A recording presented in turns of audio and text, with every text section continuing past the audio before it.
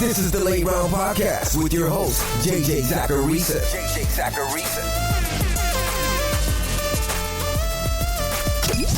What's up, everyone? It's JJ Zacharisa, and in this episode 990 of the Late Round Fantasy Football Podcast, thanks for tuning in. Every once in a while, I do episodes like this one where I kind of just go. I don't have the clearest goal in mind when I put together my little show sheet, but I know there's a general message that I'm trying to get across. And today's message is the following. We need to get away from this black and white thinking that's rampant in fantasy football. Maybe it's hot take culture taking over. Maybe it's the fact that clicks are more important than more genuine content. Whatever the reason, the fantasy football world seems to be losing the gray area, when that's the opposite of what actually should be happening. As we mature with this game, as this game becomes more and more popular and we become more and more interested in it, you would think there'd be more recognition to the fact that variance is everywhere within it. Like, I've been around for a while now. I've been doing this as my job for 12 years at this point. I sort of grew up in the fantasy football space starting when I was in my early 20s, childless, living in an apartment with my girlfriend who's now my wife, thinking I had the answers when I had none. And trust me, I know that 12 years from now, I'll be looking back at this exact moment, probably saying the exact same thing. But as I've watched the fantasy football space grow into the awesome community that it's become, I've seen aspiring fantasy analysts pop up and gain popularity. And something that I've noticed with those up-and-coming analysts is that the first year, when that analyst gains a significant platform, when they're able to talk to thousands of people for the first time, that first year is always full of insane confidence. They fire takes out there like it's no one's business. But that first year humbles you, man. You realize that when you start to put yourself out there, that means you're putting yourself out there to be both right and wrong. And when there's more pressure to be right, and when you're then inevitably wrong, you realize on a much deeper level that this game of fantasy football that all of us love, it's impossible to bat 1,000, even if everything seemed to line up perfectly prior to the start of the season. After that first year, you go from having more black and white takes to realizing that this game, it lives in the gray area. There's really no need to say this absolutely will not happen. You're not scoring fantasy points based on those bold outcomes. Instead, you start to add words like probably and likely to your everyday vocabulary. Your take goes from he's definitely going to finish as a top fantasy producer to he's probably going to finish as a top fantasy producer. Because you know that in this game, anything can happen. Anything. Now, I bring all this up because just a couple of weeks ago, less than a couple of weeks ago, I made a trade in one of my dynasty leagues. It's one that's filled with other analysts. It's a 14-teamer. There are deep rosters. It's a league for sickos. But in that league, it's a super flex league, my roster's loaded at wide receiver. It's fine enough at tight end. The quarterbacks are iffy. The running backs are super iffy. Now, to anyone who's listened or consumed my content over the last week or so, you probably know where this is going. I brought it up on Perspectives with Jeff Bell last week. I wrote about it in my weekly newsletter, which, by the way, totally free to subscribe over on lateround.com. But going into that league's rookie draft, I had the 106 where I'd planned to take Travion Henderson, a perfect addition to my roster. But I knew that I wanted to bulk up at running back because this draft class is filled with talented runners. So I made the following move. I traded away Rome Odunze, and I received the 8th overall pick in the rookie draft, the 108. Now, I'm a believer that you guys generally don't care about my teams. But in this case, it's a slower part of the football calendar. And honestly, the conversation around this trade has been so incredibly interesting to me. It found its way to Reddit last week, and more people sided against the 108 than for it, like by a pretty healthy margin. And by the way, shout out to Reddit. I really enjoy the conversation that I have on there for the most part. Now, like I said, I also talked about this trade with Jeff Bell last week on Perspectives. And naturally, I received some feedback. One comment on Spotify said, quote, Rome Odunze might be the most divisive stance JJ has ever taken. Another comment said, come for rookie draft analysis, stay for a half hour of Rome Odunze talk with an eye roll emoji. They also spelled Odunze with an A. Then it said, good job, with a note that they were being sarcastic. Needless to say, that person is going to hate today's episode. Now, whether it's those comments on the podcast, emails, some comments on Blue Sky or Twitter or on Reddit, the conversation around this trade has really surprised me. Not in a bad way, just more in a really kind of way. Like that comment about Rome Odunze being the most divisive stance I've ever taken. Brother or sister, if that's my most divisive take, then I'm not doing a very good job of explaining myself in this podcast.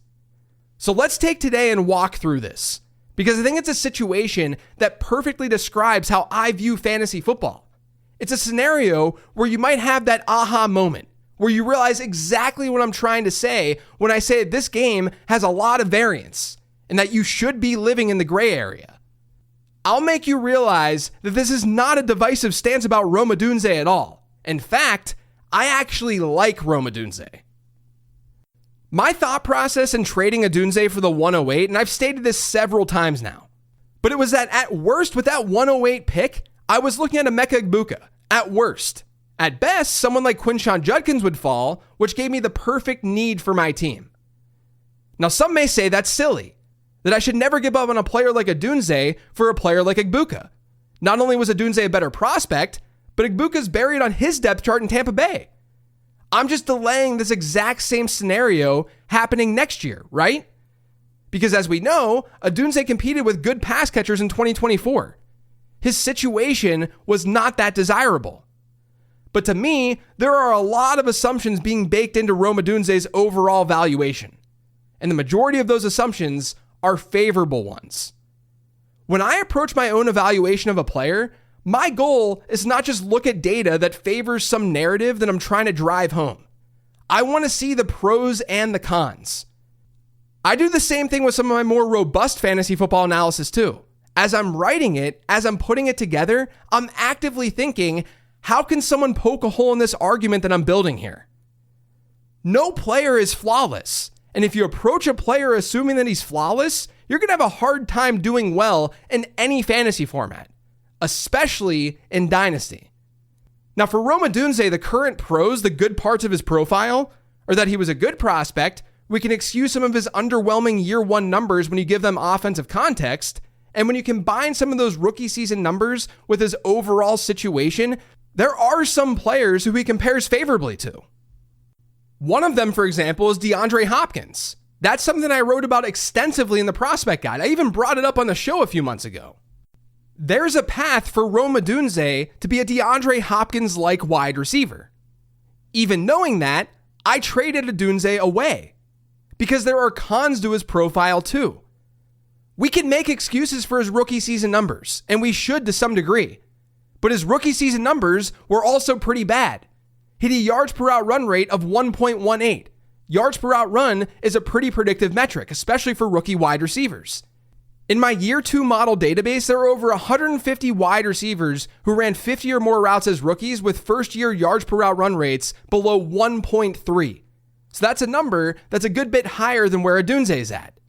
Just 5 of those wideouts ended up giving fantasy managers a season of 15 or more PPR points per game in either year 2 or year 3.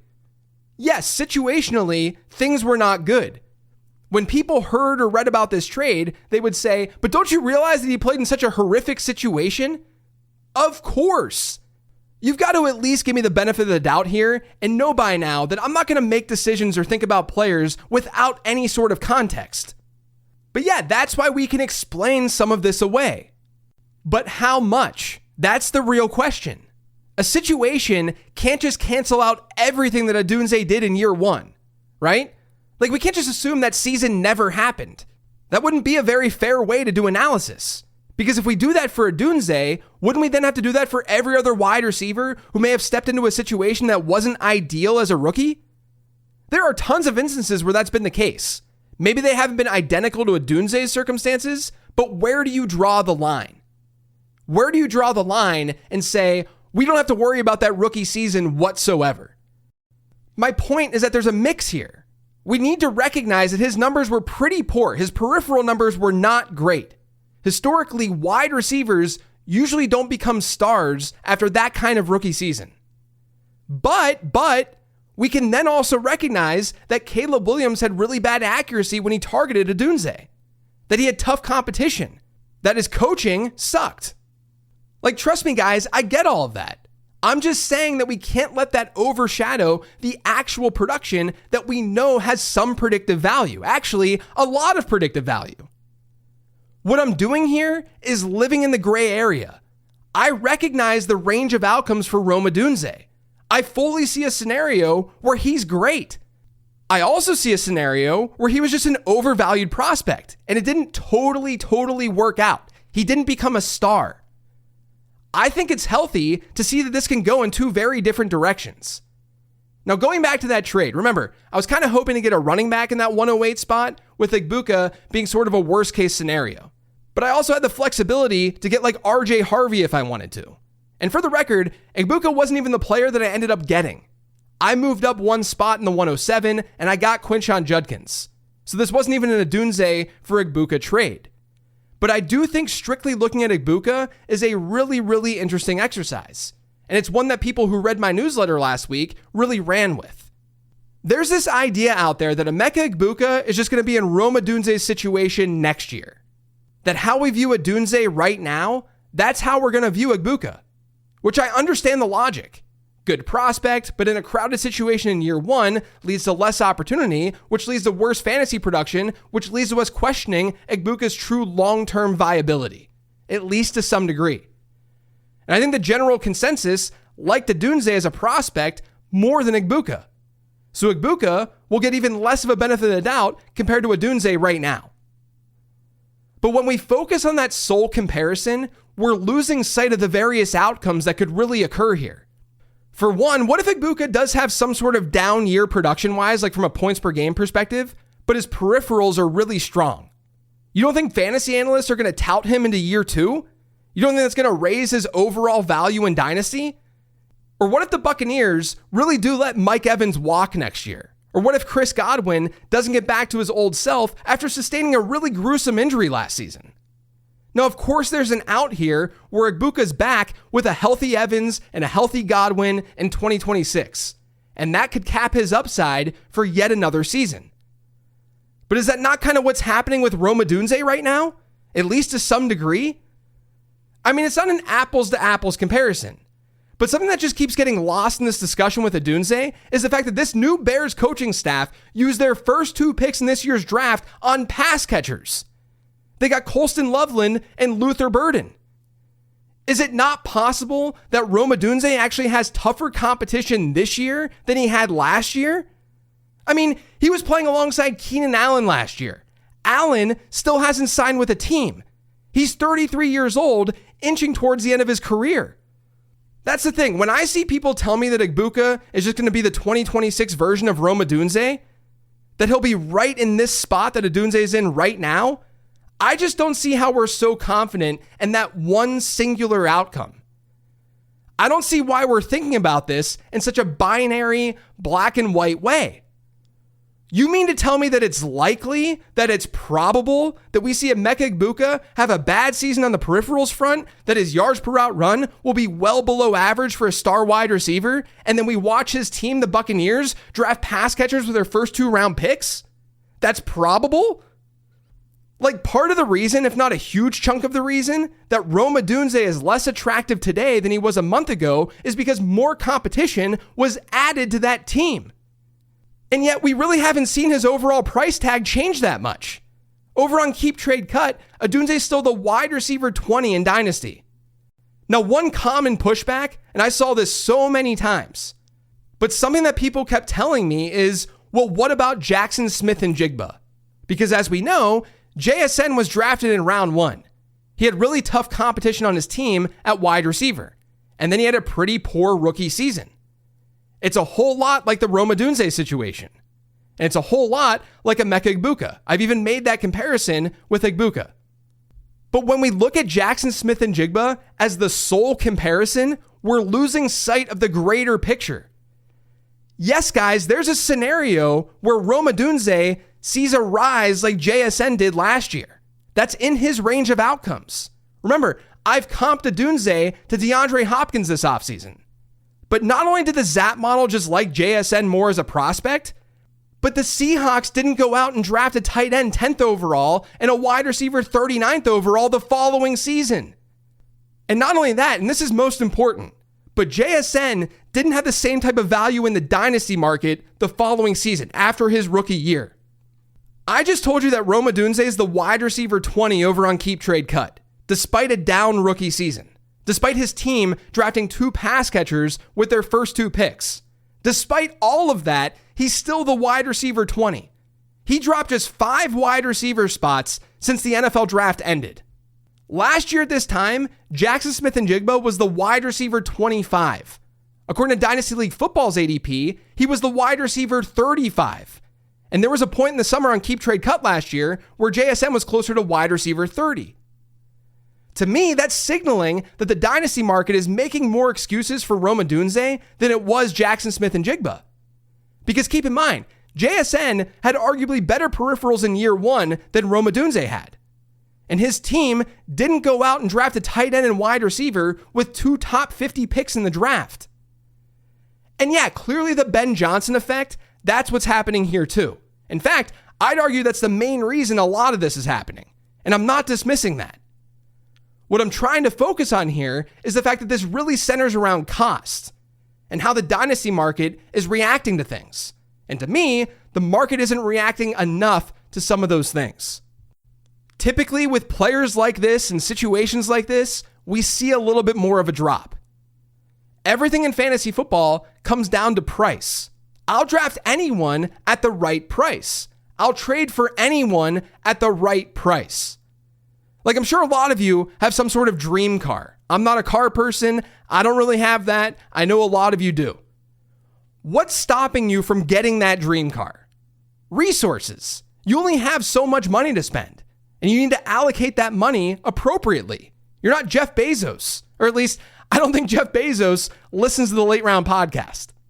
I would love to have kept Rome Odunze, but that's not how fantasy football works. And to me, there's a point right now where playing probability with Rome Odunze does make sense, where I can flip him for a similar cost that I bought him for, despite the fact that he received more youthful competition and despite the fact that he did have an underwhelming rookie season. And in turn, my worst case scenario is basically putting me right back to where Rome Odunze is this year. Because Emeka Egbuka was that worst case scenario. And yeah, I'd have to wait another year to be in this position. And time is money. Time is valuable. But also, that's more of a worst case scenario. There's a better scenario here where Egbuka has better peripherals than Rome Odunze, whereas competition is weaker in year 2 than what we're seeing right now with Odunze, where his team doesn't go out and add more pass catchers. Maybe framing this another way will really help. We know that in Dynasty, managers don't have forever. They're not the most patient people in the world, nor should they be. You can't wait around for players to develop, because as each year passes, and if that player is not getting any better, you know the odds of him actually being a stud get exponentially worse. So let me ask the question that I asked Jeff last week.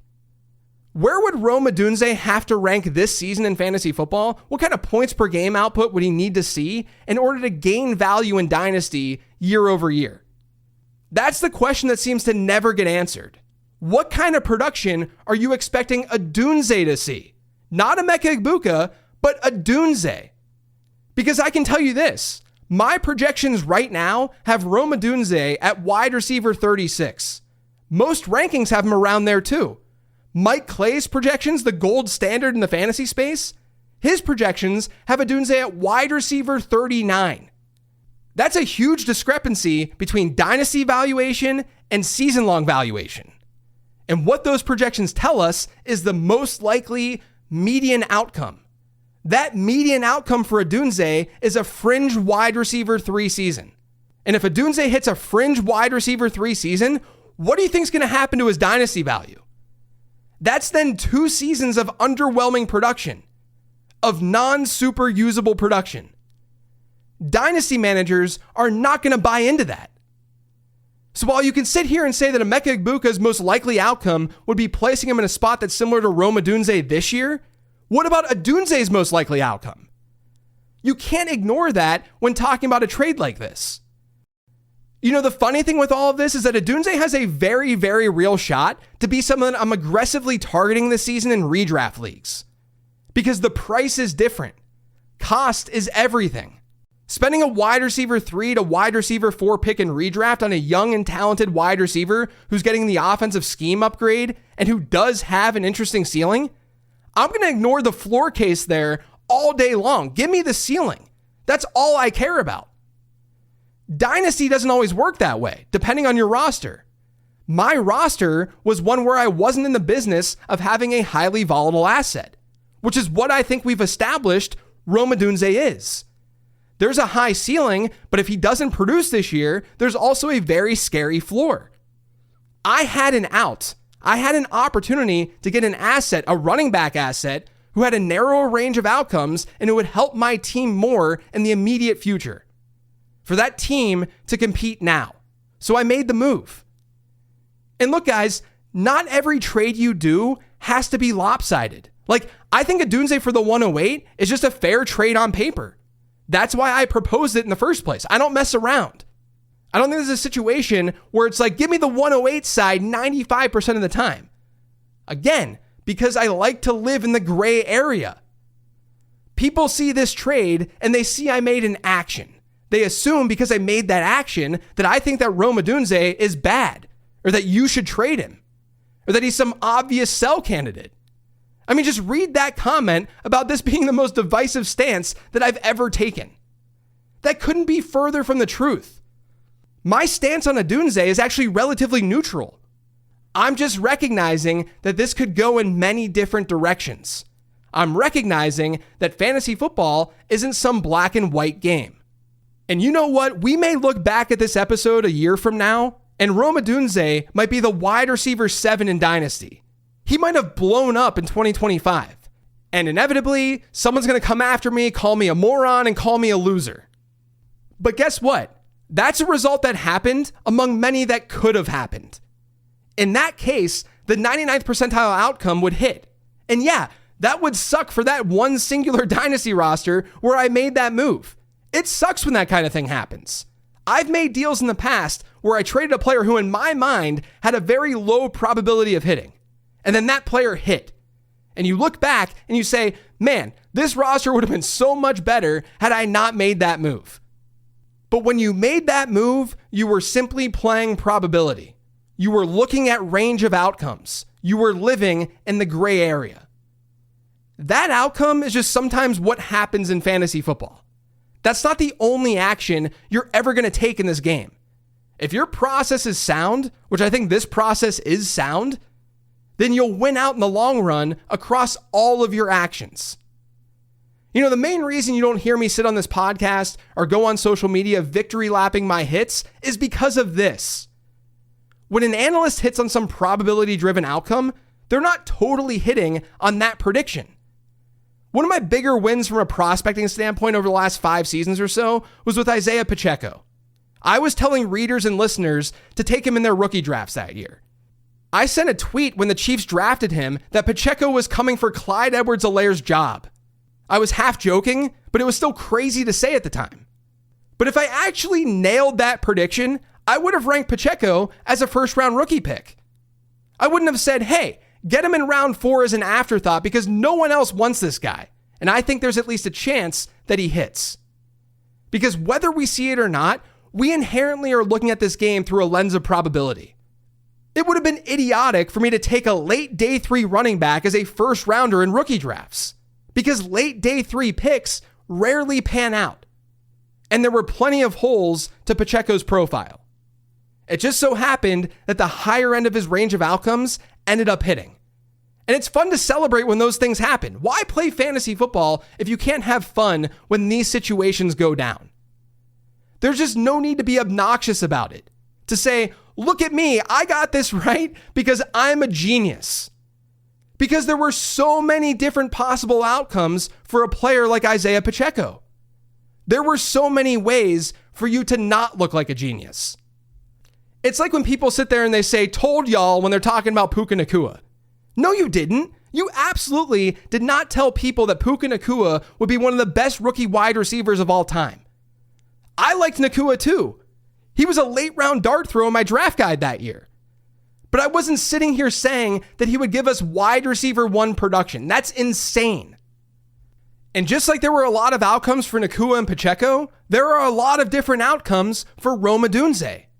Some of those outcomes will make me target him in some leagues, while some of those outcomes will make me want to trade him away. Because fantasy football, it's a game about probability. And since it's a game about probability, you need to live in the gray area.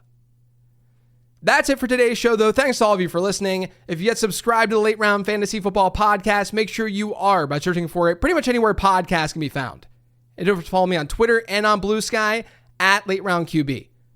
Make sure you check out the Late Round Prospect Guide over on lateround.com. That's obviously still for sale. And while you're there, subscribe to the free newsletter. But I've got a mailbag coming for you later this week. I'll talk to you guys then.